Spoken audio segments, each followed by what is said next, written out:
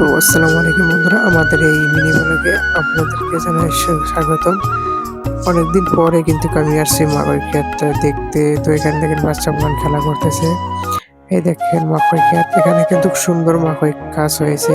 বহুত দিন পরে আসলাম তো খেতে, তার জন্য আর কি আন্দাজি করতে পারিনি যে এত বড় হয়ে গেছে। উপরে দেখেন ফুল এসে পড়ছে, আর নিচে কিন্তু মাশাআল্লাহ ছোট ছোট দুইটা দুইটা কলা আছে। প্রত্যেক গাছে কিন্তু দুইটা দুইটা কলা আছে। তো মাকই ক্ষেতের আবারটা কিন্তু আমাদের এখানে ৩-৪ বছর ধরে অনেকেই করতেছে। মাশাআল্লাহ ভালো ফলন হয়। এই দেখেন মাকই ক্ষেতটা, এখানে কিন্তু অনেক সুন্দর গাছ হয়েছে। আর এখানে একটা জিনিস আমি লক্ষ্য করলাম, যা দেখেন এখানে পোকে কিন্তু ধরছে। এখানে কিন্তু পোকে ধরে কিন্তু একটা গাছের অবস্থা খারাপ করে দিয়েছে। এরকম আরো কয়েকটি গাছ দেখছি আমি, যে গাছগুলাতে পোকে ধরছে। তো পোকে ধরলে কিন্তু অবশ্যই কীটনাশক প্রয়োগ করবেন। আমি এখানে কিন্তু কীটনাশক প্রয়োগ করেছিলাম। উপরে কিন্তু দেখেন এখানে ফুল আইসা পড়ছে, আর সাইডের ওই ক্ষেতে কিন্তু গমের চাষ করছে ওখানে। আর দেখতে দেখতে এখানে মাকই ক্ষেত ভালোই হয়ে গেছে আর কি।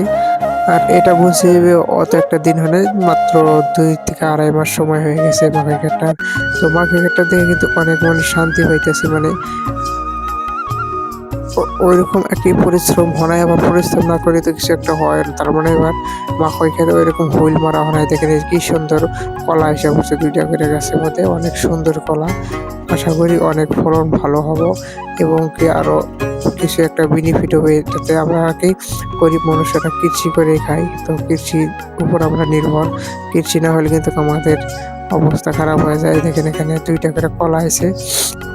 এবং আরো যদি দেখায় আপনাদেরকে একটা বস্তু, যে আমার এই ছোট্ট গ্রামে দেখেন খালি মাসে আবাদ করে দিয়েছে। এখানে কিন্তু ভালো পরিমাণের আবাদ হয়েছে।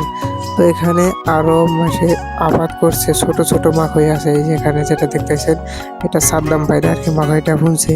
এটা আমাদের পরে বুনছে। তো এখানে কিন্তু বাচ্চাদের সাথে দেখা হয়ে গেল।